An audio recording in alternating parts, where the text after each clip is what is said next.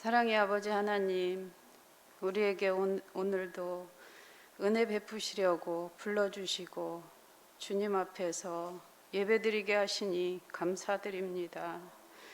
우리는 주님 뜻 안에서 말씀대로 살고 싶었으나 세상이 우리를 말씀 안에서 온전하게 살지 못하게 하고 마음이 원하는 대로, 육체가 원하는 대로 살았음을 고백하며 회개합니다.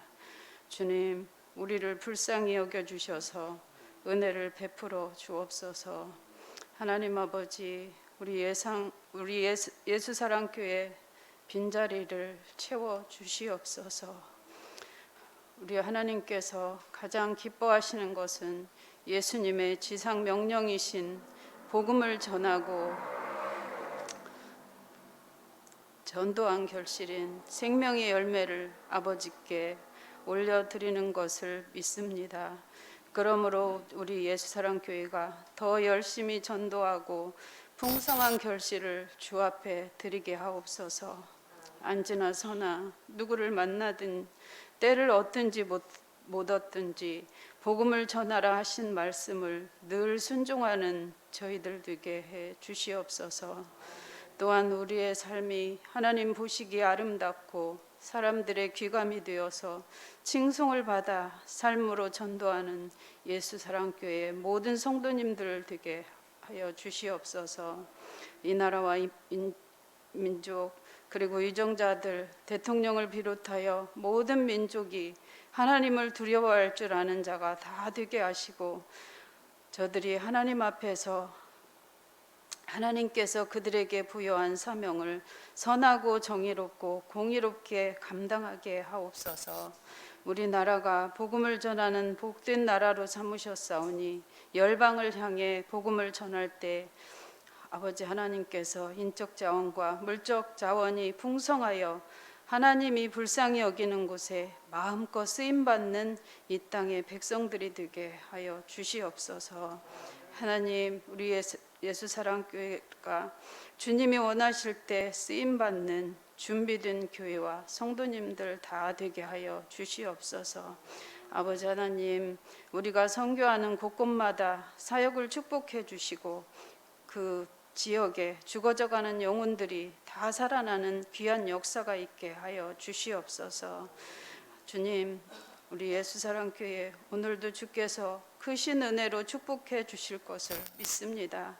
우리 담임 목사님 영육간에 강건함 허락하여 주시고 오늘도 말씀을 주님께 받아 증거하실 때 성령의 두루마리를 입히시고 말씀해 주시옵소서. 하나님 아버지, 대신방 기간입니다. 목사님과 사모님 영육을 강건케 하시고 피곤치 않고 성령 충만하여 각 가정마다 축복의 말씀을 전하실 때마다 영적 기상도가 바뀌고 놀라운 가정마다의 기적이 일어나게 주님 도와주시옵소서. 우리가 말씀을 받아 하나님 뜻대로 그 말씀대로 살게 하여 주시옵소서. 오늘도 주의 은혜로 풍성케 하시고 이 모든 말씀 예수님의 이름으로 기도드리옵나이다. 아멘.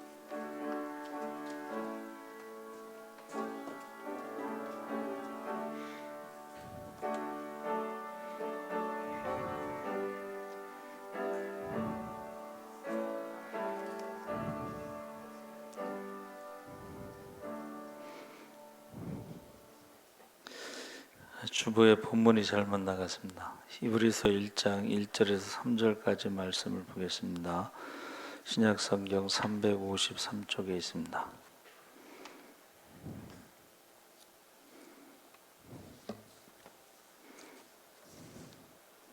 히브리서 1장 1절에서 3절까지 말씀 우리 다 같이 읽겠습니다. 옛적에 선지자들을 통하여 여러 부분과 여러 모양으로 우리 조상들에게 말씀하신 하나님이 이 모든 날 마지막에는 아들을 통하여 우리에게 말씀하셨으니 이 아들을 만유의 상속자로 세우시고 또 그로 말미암아 모든 세계를 지으셨느니라.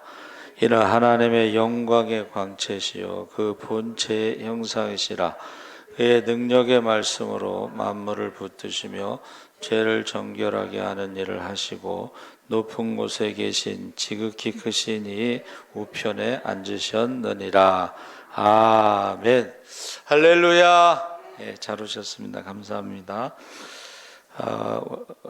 말씀의 제목이 히브리인들 복음, 그러니까 히브리인들에게 전해진 복음인데 줄여서 히브리인들 복음이라고 정했습니다. 그러니까 히브리서에서는 신약의 레위기라고 할 정도로 구약 성경을 많이 인용했는데 히브리서의 그 특징 중에 하나가 이 비교급, 영어의 이제 조타의 비교급이 이제 배럴 해서 더 좋은, 근데 이제 베스트라는 것이 최상급인데 베스트를 쓰지 않고 슈퍼리어라고 그레이트의 더 뛰어난 이 단어를 썼어요. 그래서 천사보다 훨씬 뛰어난, 마치 슈퍼리어, 더 좋은 소망, a better hope, 더 좋은 언약, a better covenant, 더 아름다운 직분, superior ministry, 더 좋은 약속, better promise, 더 좋은 언약, better covenant, 더 좋은 재물, better sacrifice. 그래서 이 더 좋다, 가장 좋다, 뭐 이런 식으로 많이 표현되고 있습니다. 그래서 더 나은 본향, 더 좋은 부활, 더 좋은 것, 더 낫고 영광 소유. 그래서 이 히브리서를 읽다 보면 내 얘기를 읽는 듯한 착각이 들 정도로, 그래서 신약의 레위기다. 특히 그 율법이나 제사법에 대해서 나와 있는데 이 문제는 이제 이거를 누가 썼는지 정확하지가 않습니다.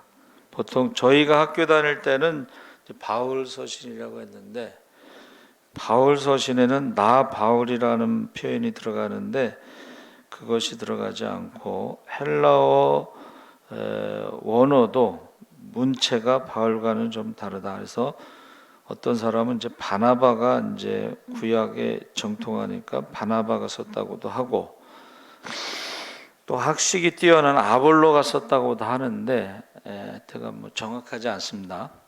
그래서 예루살렘 성전 파괴가 주후 70년에 있었는데 거기에 대해서 언급이 없는 것으로 봐서는 주후 70년 이전 예루살렘 성전 파괴 전에 쓰여진 것이고, 디모데가 살아있을 동안에 쓰였다는 것을 13장 23절에 밝히고 있고, 박해가 심해지고 있고 유대교 체제가 붕괴되려는 막 그런 이야기가 나오고, 그래서 여러 가지를 이제 종합해 보면 주후 64년에서 68년경에 기록된 것으로 추정하고 있습니다. 이제 구약을 많이 인용했기 때문에 이방인들에게는 좀 어렵고 유대인들에게는 좀 쉽다, 이렇게 표현하고 있습니다. 그래서 유대인 크리스찬들이 유대인의 관습이나 전통으로 돌아가는 것을 경고하고 있다. 이게 이제 예수를 믿다가 핍박과 박해가 점점 심해지니까 다시 유대교로 돌아가려는 그것을 경고하고 있다, 그런 거죠. 그래서 히브리인들에게 전해진 복음의 첫 번째가 예수는 어떤 선지자보다 뛰어난 하나님의 아들이시다.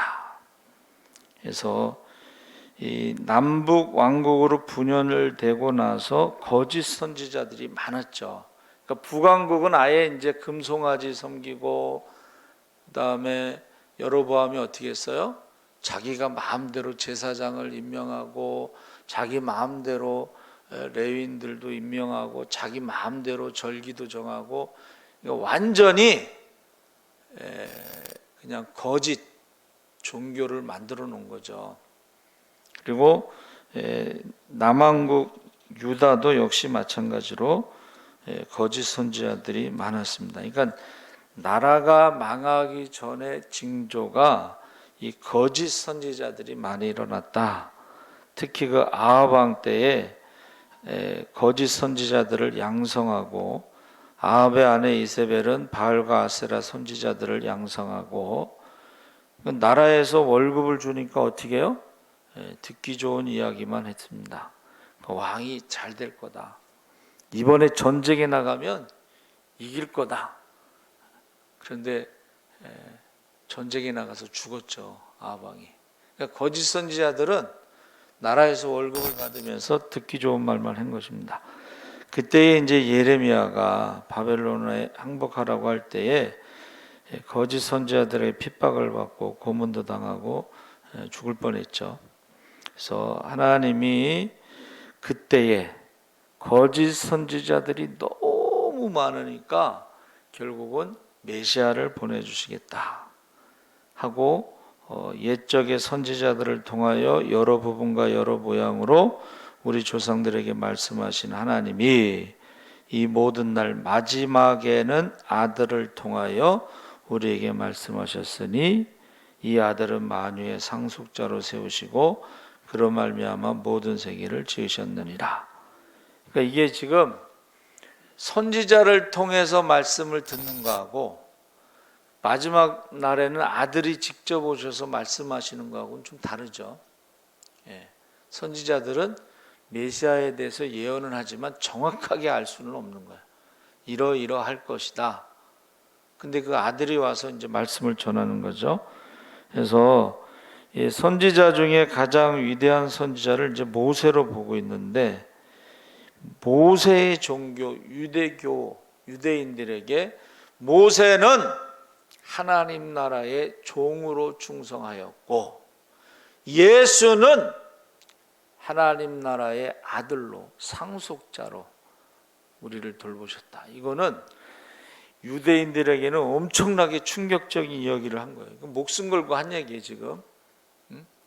예수님도 말씀하셨죠. 너희가 모세를 믿었더라면 나를 믿었을 텐데 모세가 쓴 글, 모세 오경에 있는 나에 대해서 증거하는 것을 믿지 않는다.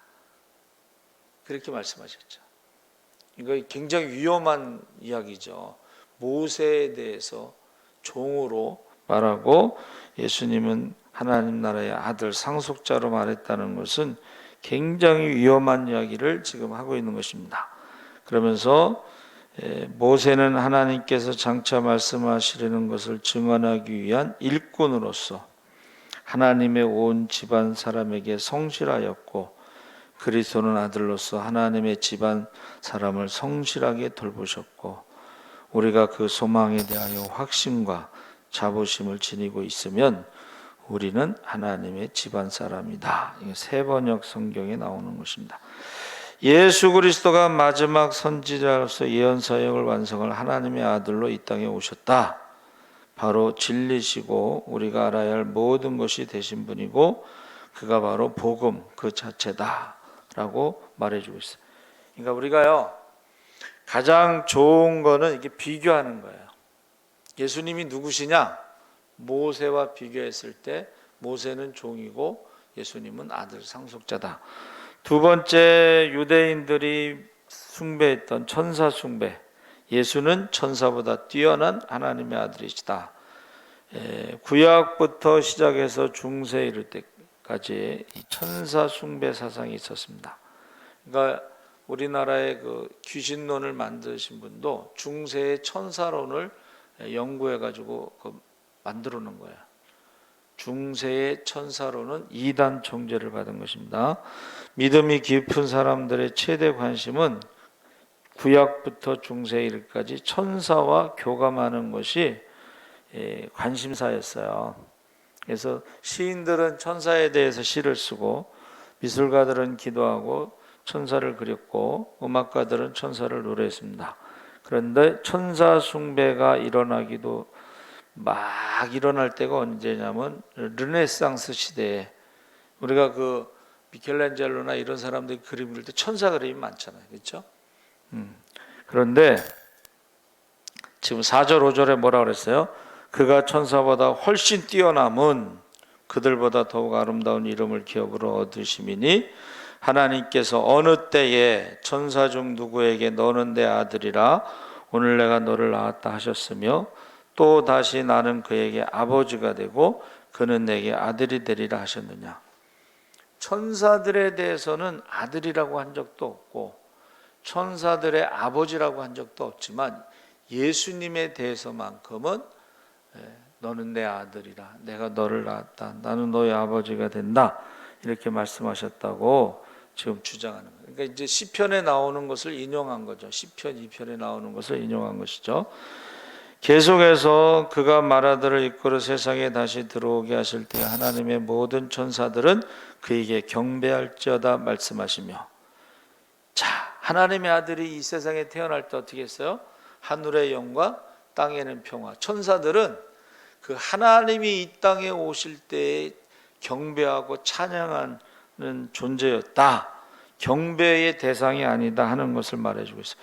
이것도 역시 모세와 비교한 만큼 천사와 비교하면서 유대인들에게는 굉장히 충격적인 것입니다. 아들에 관하여는 하나님이여 주의 보좌는 영영하며 주의 나라의 귀는 공평한 귀인이다. 그래서 더 이상 모세를, 더 이상 천사를 동경할 필요도 없고 섬길 필요도 없다 하는 것입니다. 그래서 모든 천사들은 섬기는 영으로 구원받을 상속자들을 위하여 섬기라고 보내십니다. 자, 예수님과 비교할 뿐만이 아니라 성도들을 섬기는 존재가 바로 천사들이다. 천사들이 하는 일이 뭐냐? 예수님을 찬양하고 성도들을 섬기고 돌보는 것이다. 그래서 히브리서에서 말씀하시는 예수 믿는 사람들의 놀라운 특권을 지금 말해주고 있습니다. 그러니까 성도들을 경호해주고 천사들이 섬겨주고, 그래서 심지어는 수호 천사란 말도 있는데 그건 정확한 건 아닙니다. 수호 천사라는 것은 사람들이 만들어낸 얘기고, 하여튼 천사는 예수님을 수종 들고 믿는 자들을 섬기고, 그래서 경배의 대상이 아니다 하는 거예요. 경배의 대상. 그 다음에 세 번째는 예수님은 모든 제사장보다 뛰어난 큰 대제사장이시다. 그래서 여기서 제사장은 아론의 반차를 말하는데 큰 대제사장은 멜기세덱의 반차를 따라. 그래서 여러분, 제사장이랑 대제사장, 레위인들 중에 고앗 자손, 모세와 아론, 이거 굉장한 거거든요. 근데 그 제사장과 비교할 수 없다는 거예요. 왜냐하면 아론의 반차를 따른 제사장들은 죄를 지어서 자기들을 위해서 속죄제, 화목제 이런 제물을 드려야 되지만 예수님은 죄가 없으시기 때문에 제물을 드릴 필요가 없고 오히려 많은 사람을 위해서 자기 몸을 화목제로 드렸다. 제물의 특징은 이제 흠이 없는 것인데 예수님이 흠이 없는 하나님의 아들로서 제물이 됐는데 아론의 제사장들은 계속 반복하면서 제물을 드려야 돼요. 그래서 일시적인 건데 예수님은 단 한 번으로, 그래서 십자가에서 뭐라고 말씀하셨어요? 다 이루었다. 다 이루었다는 것은 다시 또 하지 않아도 된다는 것을 말합니다. 그래서 우리가 이제 안식일 교회에서 나온 이단이 이제 하나님의 교회, 안상원 교회가 안식일 계통이에요. 그러니까 그 사람들은 뭐 율법을 지켜야 되고 뭐 유월절을 지켜야 되고 막 이렇게 주장하잖아요. 이제 거기에 대해서 히브리서를 읽어보라고 하는 거예요. 히브리서에서는 더 이상 율법을 지키고 더 이상 절기를 지키고 그렇게 구원받지 않아도 된다는 게 이제 히브리서에 나와 있는 거예요. 그게 바로 제사장 중에 큰 제사장으로 표현되고 있습니다. 큰 구원, 큰 대제사장. 그래서 이 그레이트라는 단어를 썼는데 장래 좋은 일의 대제사장, 허다한 증인들, 양들의 큰 목자 이렇게 표현하고 있습니다.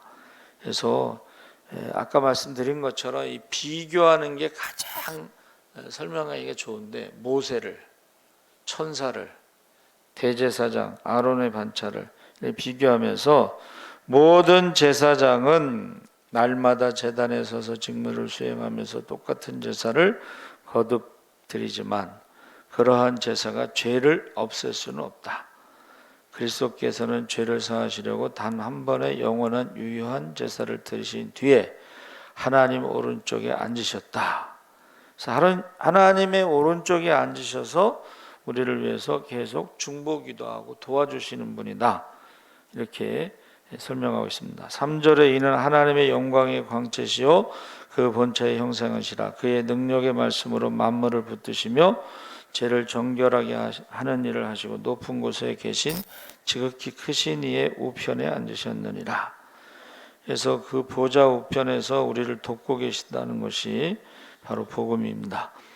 그래서 우리가 이제 전도할 때요, 그 적을 알고 나를 알아야 된다는, 그 이단들이 주장하는 게 뭔가를 알고 그것이 성경에서 어떻게 이야기하는가를 알고서 전도할 수가 있습니다. 그래서 우리 어떤 성도님이 자기가 아는 사람이 이제 이단에 빠져가지고 자기한테 연락이 왔대요.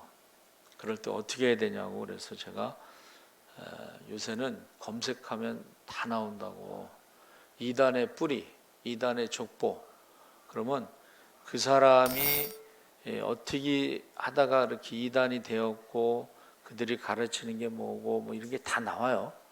그러니까 그런 거를 검색해서 이제 전해주면 되는데, 전에 이제 어떤 분이 안식일 교회를 다니다가 오셨어요. 그래서 제가 안식일 교회에 대해서 검색을 해서 이제 프린트해서 이렇게 준 적도 있고. 그런데 우리가 성경에 지금 이단들에 대해서도 이렇게 나와 있죠. 그 이제 족보를 보면 이게 어느 계통으로 해서 뭐를 주장하는구나, 이런 것도 알 수가 있습니다. 그래서 이제 불교에서 기독교로 개종한 분들은 불교 신자들을 전도하는데 아주 탁월하죠. 너무 잘하니까, 그쪽에 대해서 너무 잘하니까. 그러니까 지금 이단에 빠졌다 나온 사람들이 이단에 빠진 사람들을 구출하는데 많은 일을 해요. 자기네들이 해봤으니까 너무 잘 알잖아요. 그래서 무엇보다도 위에 계신 예수님은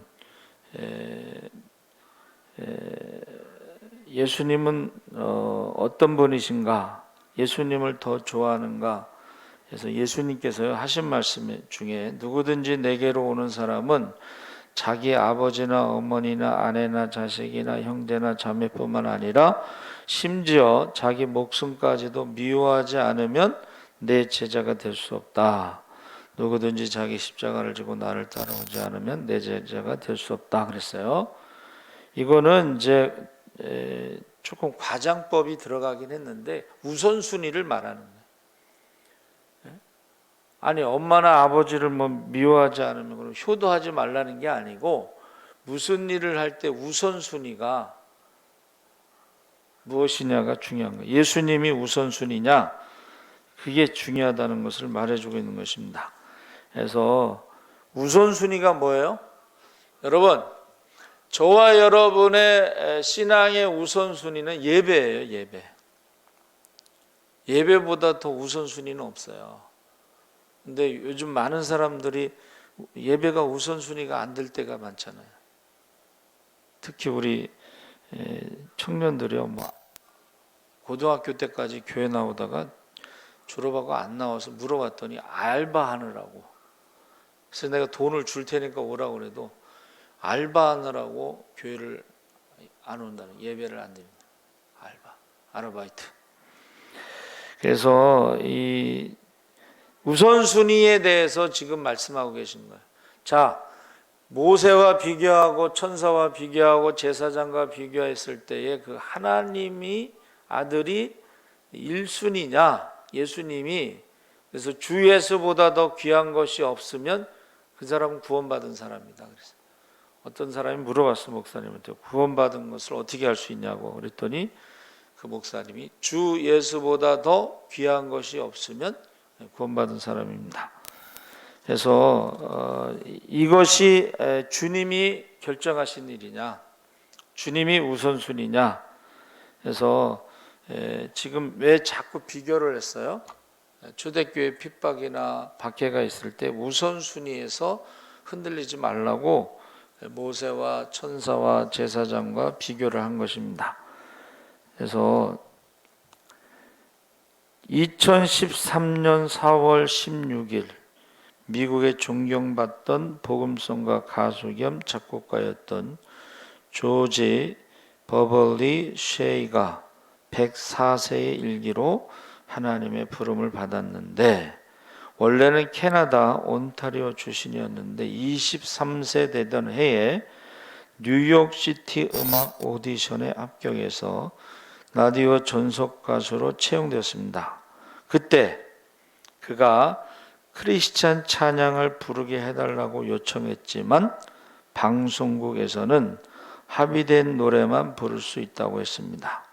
이제 집에 돌아온 그는 고민하다가 어머니와 의논했고, 그의 어머니는 기도하며 주님으로부터 응답을 받아보자고 했습니다. 그러니까 며칠 후 조지가 자신의 피아노 앞에 앉았는데 피아노 건반 위에 낯선 시 한 편이 놓여 있었습니다. 어머니가 자기 아들이 읽기를 원해서 가져다 놓은 시였는데, 그 시를 읽는 순간 조지는 눈물을 흘릴 정도로 큰 감동을 받았고, 그 감동을 따라 건반을 두드리기 시작했는데, 그것이 기독교 역사상 불멸의 찬송가가 태어나는 순간이 되었습니다. 그게 바로 주 예수보다 더 귀한 것은 없네. 근데 원래 그 영어 가사가요, 약간 달라요. 영어 가사는 이렇게 되어 있습니다. 나는 은이나 금보다 예수님을 더 갖고 싶습니다. 나는 셀 수 없는 재물을 갖기보다 그분의 것이 되고 싶습니다. 나는 집이나 땅보다 예수님을 더 갖고 싶고, 나는 못 박히신 그분의 손에 의해 이끌림 받기를 더 원하고, 넓은 영역의 왕이 되기보다, 아니면 죄의 두려움 안에 붙들리기보다, 이 세상에 오늘 줄 수 있는 그 어떤 것보다 나는 예수님을 더 갖고 싶습니다. 결국 조지가 그 방송국 계약을 거절하기로 결심하고, 그 다음 주일에 자신의 교회에서 이 새 노래를 처음으로 부릅니다. 그런데 놀랍게도 얼마 후 그는 찬송을 마음껏 부를 수 있다는 조건으로 시카고 방송국과 전속 계약을 체결하게 됩니다. 그리고 그 방송국에서 자기보다 10살 아래인 젊은 전도자를 만나 전도 집회에서 노래를 시작하게 됩니다. 그 전도자의 이름은 바로 빌리 그레이엄이었습니다. 빌리 그레이엄. 그래서 빌리 그레이엄과 조지가 전 세계를 달리며 인류 역사상 가장 많은 사람들 앞에서 노래한 가수로 기네스북에 등재되었고, 10차례에 걸쳐 그래미 음악상을 수상했고, 2011년 그래미상 수상식에 102살의 나이로 평생 공로상을 받았는데, 그 자리에 모든 사람들의 기립박수를 받으며 단상에 오른 그의 수상 소감 첫 마디는 이것입니다. 여러분의 박수보다도 나는 예수가 더 좋습니다. 이게 원래는 이제 이 많은, 사실 주 예수보다 더 귀한 것은 없네 곡의 2절 가사 첫 부분을 살짝 바꾼 거죠. 그러니까 그 가사를 조금 바꾼 거예요. 그래서 그 무엇과도 바꿀 수 없는 분, 그 누구와도 바꿀 수 없는 분, 바로 그분이 예수 그리스도이시라는 것을 히브리서 기자가 히브리인들에게 전한 복음이고 우리에게 전해주는, 그래서 우리가 붙들고 살아가야 할 복음이 되는 것입니다. 그래서 이 말하다, 복음이라고 하는 것이요, 말하다 이런 뜻인데, 이것은 동사로 쓰일 때도 있고 명사로 쓸 때가 있어요. 그러니까 명사로 쓰일 때는 사건이에요. 동사로 쓰일 때는 말씀이에요. 말하다. 그러니까 하나님이 태초에 가라사대 하늘과 땅을 지으실 때에 빛이 있으라 하며 빛이 있었고 했을 때 그 다바르가 동시에 말씀과 사건이 동시에 일어나는 그런 말씀입니다. 그래서 우리가 주 예수보다도 귀한 것은 없다라고 말할 때에 그때에 우리의 삶 속에 사건이 생긴다는 거예요. 할렐루야.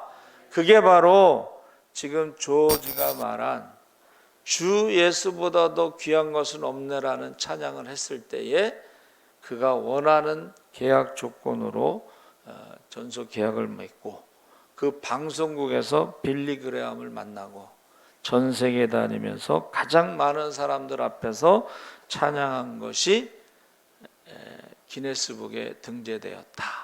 그 얘기예요. 여러분, 저와 여러분이 주 예수보다도 귀한 것은 없다라고 고백할 때에 놀라운 일이 일어날 줄 믿습니다. 우선순위가 정확해야 돼요. 근데 많은 사람들이 마지막 때는 배교를 한다고 그래요. 하나님을 떠나고 믿음을 떠나고 배교를 한다는 거예요. 하나님을 떠나는 그 순간에도 놀라운 일이 일어날 것이고 주 예수보다도 귀한 것은 없다라고 고백할 때도 놀라운 일이 일어날 것입니다.